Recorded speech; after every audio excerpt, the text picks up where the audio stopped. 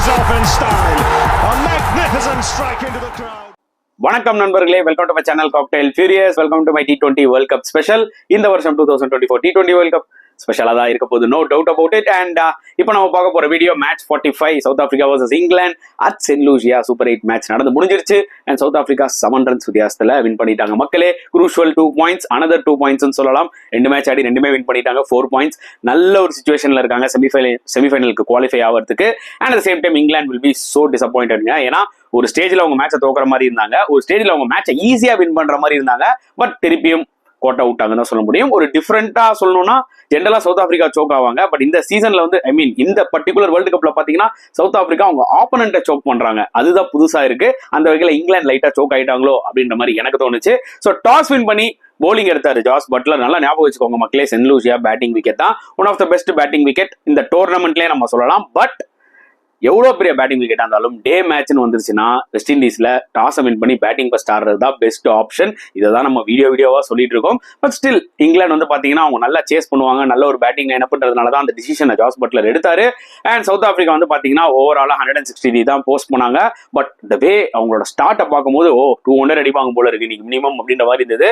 அந்த அளவுக்கு தான் டிகாக் விளையாடினார் மக்களே. ஃபென்டாஸ்டிக் இன்னிங் 65 of 38 பவர் பிளேல அடிச்சு உரிச்சிட்டாரு. அதுவும் ஒரே ஒரு ஓவரில் 21 ரன் ஜோஃப்ரா ஆர்ச்சர் அடிப்பாரு பாருங்க. அந்த ஒரு விண்டேஜ் டிகாக பார்த்த மாதிரி இருந்துச்சு. ஸோ அதான் சொல்ல வரேன் கைஸ், இந்த மாதிரி ஒரு experience players maybe out of ஃபார்ம்ல இருப்பாங்க 2-3 மாசமா. ஆனா முக்கியமான கட்டத்தில் ஃபார்முக்கு வந்துட்டாங்கன்னு வச்சுக்கோங்களேன், அவங்களாம் ரொம்ப டேஞ்சரஸா இருப்பாங்க. அந்த வகையில டிகாக் லாஸ்ட் மேட்ச் வந்து ஃபார்முக்கு வந்தாரு. இந்த மேட்சை பக்காவா கண்டினியூ பண்ணி அடுத்த லெவல்ல அவர் கேம் எடுத்துட்டு போயிட்டு தான் சொல்ல முடியும். அவரோட 65 of 38 தாங்க மிகப்பெரிய டிஃபரன்ஸே இந்த மேட்ச்ல.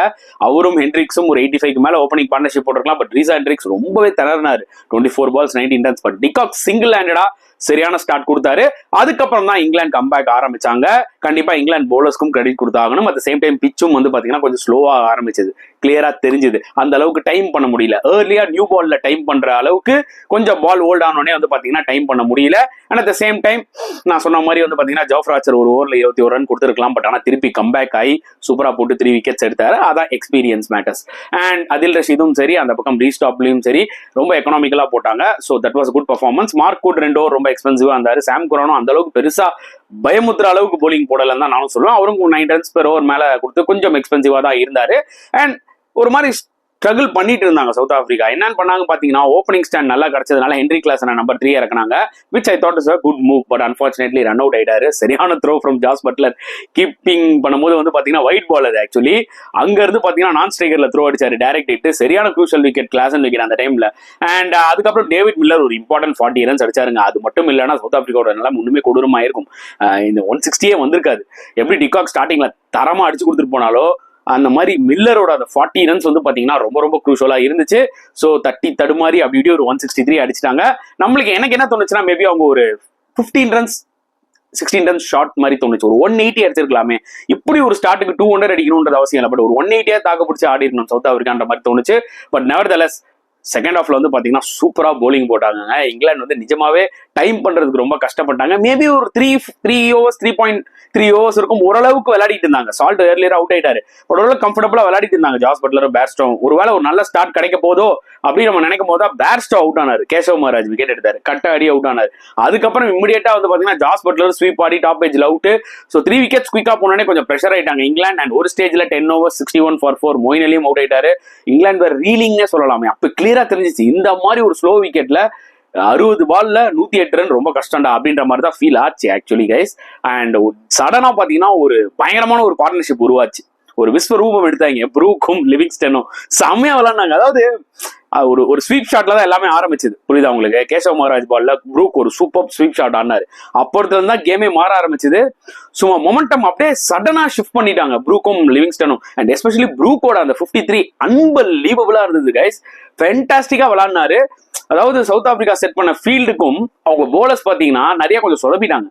இன்ஃபேக்ட் இங்கிலாந்து மேட்ச் கொண்டு வந்ததே வந்து பாத்தீங்கன்னா ப்ரூக் அண்ட் லிவிங்ஸ்டன் மட்டும் கிடையாது, சவுத் ஆப்பிரிக்கன் போலர்ஸும் தான். ஏன்னா மார்க்ரம் வந்து ஷார்ட் கல்லி ஷார்ட் தேர்ட் மேன் வச்சு போட்டுட்டு இருக்காரு. அதுக்கு வெளியில தான் வந்து பாத்தீங்கன்னா ஜான்சன், நார்கி எல்லாருமே நல்லா ஃபுல் பேஸ்ல போடுறாங்க. அண்ட் ப்ரூக் வந்து பாத்தீங்கன்னா அந்த டைமிங் யூஸ் பண்ணி சூப்பரா ஓப்பன் பேஸ் பண்ணி 4 நாளா அடிச்சுட்டு இருந்தாரு. அண்ட் சரியான நாக்கு அந்த சைட்ல வந்து பாத்தீங்கன்னா லிவிங்ஸ்டனும் 6-4 அடிச்சிட்டு இருக்காரு. ஸோ இது மாதிரி பயங்கரமா பார்ட்னர்ஷிப் போயிட்டு இருக்கு. அண்ட் ஒரிஜினல் பேட்மேன் அவர் மேலதான் நம்பிக்கை ஜாஸ்திங்க அந்த மேட்ச்ல. ஏன்னா அவர் அந்த ஸ்லோர் பால்ஸ் எல்லாம் டெத்ல சூப்பரா போடுவாரு. இதுக்கு முன்னாடி 2 மேட்சஸ் சவுத் ஆப்பிரிக்கா டெத்ல நல்லா போட்டு வின் பண்ணி கொடுத்திருக்காரு இந்த வேர்ல்டு கப்ல. நம்ம மறக்க கூடாது. ஃபர்ஸ்ட் 2 overs 6 runs தான் அந்த மனுஷன் கொடுத்தாரு. அந்த 3rd over வந்து போட்டாரு பாருங்க, ஐயோ ரொம்ப கொடூரமான ஓவருங்க. கிட்டத்தட்ட 6 பால்ல எனக்கு தெரிஞ்சு 5 ஃபுல் டாஸ் போட்டிருப்பாரு. 20 ரன்னுக்கு மேல ரன் கொடுத்துட்டாரு. டோட்டல் மொமெண்டமே ஷிஃப்ட் டு இங்கிலாந்து. சோ அப்ப என்ன நடந்துச்சுன்னா, okay 18 ball 25 run, Livingstone Brook set batsmen இருக்காங்க, 2 ஓவர்ல கேம் முடிச்சுட்டு போயிட்டே இருப்பாங்க அப்படின்னு நினைக்கும் போது தான் ரபடா வந்து போட்டாரு. ஓகேங்களா, அந்த ஒரு 18th over ரபடா வந்து போட்டாரு. Full toss ball Livingstone catch கொடுத்து அவுட் ஆனாரு. அங்கதாங்க லைட்டா கேம் ட்விஸ்ட் ஆச்சு. அதுக்கப்புறம் ரபடா சூப்பரா அந்த ஓவரை முடிச்சாரு. அதுக்கப்புறம் வந்து பாத்தீங்கன்னா அந்த சைட்ல வந்து யான்சன் வந்து டக்குன்னு ஒரு ஓவர் நல்லா டீசெண்டா போட்டு முடிச்சாரு. லாஸ்ட் ஓவர்ல நார்கி வரும்போது 6 balls 14 runs to win. Set ஆன பேட்ஸ்மேன் ப்ரூக் ஸ்ட்ரைக்ல ஒரு ஷாட் அப்படி சிப் பண்ணி ஆனாரு. மிட் ஆஃப்ல இருந்தாரு ஆக்சுவலி. ஏடன் மார்க்ரம் ஓடி போய் ஒரு கேட்ச் பிடிச்சாரு பாருங்க. இந்த மாதிரி 2-3 கேட்ச் இந்த சீசன்ல பிடிச்சிருக்காரு.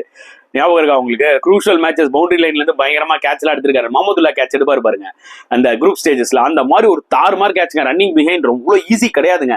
கேம் சேஞ்சிங்கே அந்த கேட்ச் தாங்க. ஏன்னா ப்ரூக் நின்னுந்தாருன்னா முடிச்சிருப்பாரு. ப்ரூக் அவுட் ஆனோடனே 5 balls 14. அதுக்கப்புறம் சாம் குரான் வந்தாரு. முதல் முறையா பேட்டிங் ஆடுறாரு இந்த பர்டிகுலர் வேர்ல்டு கப்ல. ரொம்ப ஸ்ட்ரகிள் ஆனாரு.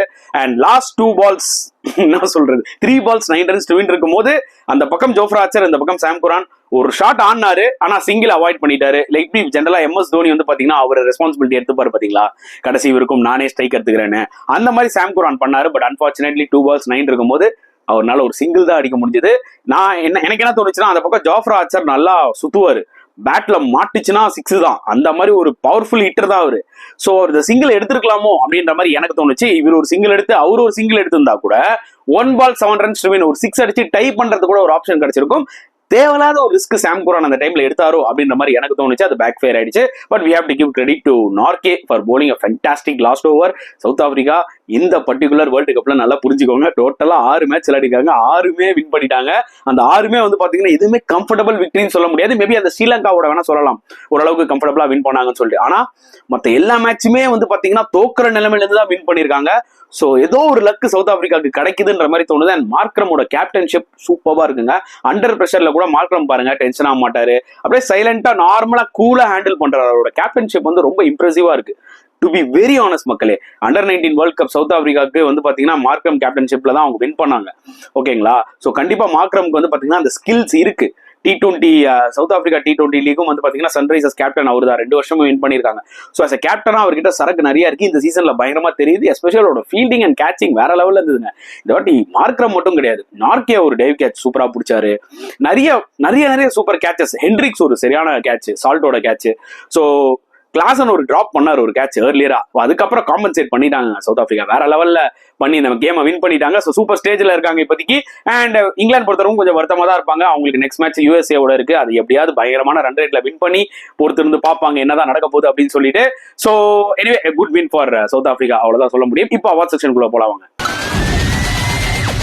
சோ கெத் பேட்ஸ்மேன் ஆஃப் த மேட்ச் கண்டிப்பா 2 பேர் கொடுப்பாங்க. ஒன்னு வின்னிங் டீம்ல இருந்து, ஒன்னு லூசிங் டீம்ல இருந்து. டிகாக் சொல்லவே வேணாம், 65 of 38 சரியான இன்னிங்ஸ், கேம் சேஞ்சிங் இன்னிங்ஸ்னே நம்ம சொல்லலாம். அவர் மட்டும் அப்படி ஒரு ஸ்டார்ட் கொடுக்கலன்னா சவுத் ஆப்பிரிக்கா திணறி இருப்பாங்க. அண்ட் லூசிங் டீம்ல இருந்து ஹாரி ப்ரூக் 53. எஸ், அந்த கேமை முடிச்சுட்டு போயிருக்கணும் அவர். But out of nowhere அவர் அந்த கேமை வந்து செம்மையா எடுத்துட்டு வந்தாருங்க. இங்கிலாந்து பக்கம் திருப்பினாரு. அவரும் சரி லிவிங்ஸ்டனும் சரி. ப்ரூக்கோட இன்னிங்ஸ் ரொம்பவே இம்ப்ரெசிவா இருந்தது. த வே அவர் இந்த ஸ்பின்னர்ஸை கவுண்டர் பண்ணது, ஸ்வீப்பா இருக்கட்டும் அண்ட் ஃபாஸ்ட் பவுலர்ஸ் அந்த கட் ஷாட் ஆனது, டிரைவா இருக்கட்டும், எதுவுமே ஸ்லாக் கிடையாதுங்க. பியூர் கிரிக்கெட்டிங் ஷாட்ஸ் பியூட்டிஃபுல்லா ஆனாரு. எனக்கு ரொம்ப பிடிச்சிருந்தது. அதனாலதான் கெத்து பேட்ஸ்மேன்ஸ் ஆஃப் த மேட்ச் அந்த அவார்ட்ஸ் வந்து பாத்தீங்கன்னா நான் பிரிச்சு டிகாக் அண்ட் ப்ரூக்கு தரேன். சோ கெத்து போலர் ஆஃப் த மேட்ச் கண்டிப்பா நிறைய பேர் சொல்லலாங்க. லாஸ்ட் ஓவர் நார்கேக்கு சொல்லலாமா, இல்ல மேபி அதுக்கு முன்னாடி போட்ட ஜான்சனுக்கு சொல்லலாமா, இல்ல கேஷவ் மகாராஜ் சூப்பரா போட்டாரு, 2 விக்கெட்ஸ் எடுத்தாரு, அவரை சொல்லலாமா. பட் நான் ஏன் கெத்து bowler of the match Kagiso ரபாடாக்கு தரேன்னா, 18th ஓவர்ல அவர் போட்ட ஓவர்ல தான் கேம் லைட்டா சேஞ்சே ஆச்சு. அப்போ லிவிங்ஸ்டன் விக்கெட் எடுத்துட்டு அதுக்கப்புறம் அந்த ஓவரை கண்ட்ரோல் பண்ணாரு பாருங்க. அங்கதான் சவுத் ஆப்பிரிக்கா மேட்ச்குள்ள வர ஆரம்பிச்சாங்க. அதனாலதான் கெத்து bowler of the award goes to Kagiso Rabada. So allrounder of the match இந்த மேட்ச்ல பெருசா யாரும் அப்படி ஒன்றும் பெர்ஃபார்ம் பண்ணல. ஆல்ரவுண்டர்ஸ் கிளிக் பண்ணீங்கன்னா மொயின் அலி இருந்தாரு. அவர் பேட்டிங்லயும் பெருசா ஒன்றும் அடிக்கல, பவுலிங்ல ஒரு விக்கெட் எடுத்தாரு. பட் ஒரு ஆல்ரவுண்ட் பெர்ஃபார்மன்ஸா யாரும் பெருசா பண்ணல. அதை ஸ்கிப் பண்ணிட்டு நம்ம இப்போ ultimate fielder of the match அந்த அவார்டுக்கு போவோம். அது கண்டிப்பா நம்ம வந்து ஐடன் மார்க்ரமுக்கு கொடுப்போம். ப்ரூக்கோட அந்த விக்கெட் எடுத்தாரு பாத்தீங்களா நார்கே, அந்த கேட்ச் ரொம்ப ரொம்ப குரூஷியலா இருந்தது. சோ அந்த ஒரு தரமான கேட்ச்காக தான் வந்து பாத்தீங்கன்னா நம்ம மார்க்ரமுக்கு ultimate fielder of the match award தரோம். ஸோ சொதப்பல் ஆஃப் த மேட்ச்னா ரொம்ப ஆச்சரியமா இருக்கும். அதாவது இங்கிலாந்து டாப் ஆர்டர் பேட்ஸ்மேன்ஸ்க்கு நம்ம தரோம் 64-4. ஜென்ரலா அந்த மாதிரி இருக்க மாட்டாங்க, அவங்க டாப் ஆர்டர் ரொம்ப ஸ்ட்ராங். பட் இந்த பர்டிகுலர் மேட்ச்ல அவங்க டாப் ஆர்டர் சொதப்பிட்டாங்க மக்களே. 64-4 போது பாத்தீங்கன்னா ரொம்பவே வந்து கஷ்டப்பட்டிருக்காங்கன்னு அர்த்தம். ஸோ சொதப்பல் ஆஃப் த மேட்ச் ஆப்வியஸ்லி இங்கிலாண்டோட டாப் ஆர்டர் பேட்டிங் தான். Turning point of the match ரெண்டு ஃபேஸா சொல்லலாம். நான் சொன்ன மாதிரி அந்த ரபடா ஓவர் அங்கதான் உள்ள வர ஆரம்பிச்சாங்க. ஓகேங்களா, அங்கதான் உள்ள வர ஆரம்பிச்சாங்க ஆக்சுவலி கேம்ல. ஆனா எனக்கு அதுக்கப்புறம் சீல் பண்ணது, அதாவது சவுத் ஆப்பிரிக்கா அந்த மேட்சை சீல் பண்ணது எங்கன்னு பாத்தீங்கன்னா அந்த புரூக்கோட விக்கெட் தான். நார்த்தி சூப்பரா போட்டார் அந்த லாஸ்ட் ஓவர். அந்த ஸ்பெசிபிக் விக்கெட் நார்த்திக்கும் கிரெடிட் கொடுக்கணும் ஸ்லோவர் பால் போட்டதுக்கு. அதே மாதிரி மார்க்லமும் செமையா கேட்ச் எடுத்தாரு பாத்தீங்களா, அவருக்கும் கிரெடிட் கொடுக்கணும். Overall turning point of the match எனக்கு என்ன தோணுச்சுன்னா புரூக்கோட விக்கெட் தான். ஓகே கைஸ், அவார்ட் செக்ஷன்லாம் பார்த்திருப்பீங்க, என்ஜாய் பண்ணிருப்பீங்க நினைக்கிறேன். உங்களோட கருத்துக்களை மறக்காம கமெண்ட் செக்ஷன்ல போட்டுருங்க. இந்த வீடியோ பிடிச்சிருந்தா லைக் பண்ணுங்க, ஷேர் பண்ணுங்க, முடிஞ்சா சப்ஸ்கிரைப் பண்ணுங்க. ஸோ நெக்ஸ்ட் வீடியோல பார்க்கலாம் ஃப்ரெண்ட்ஸ். அண்டில் தென் பாய்.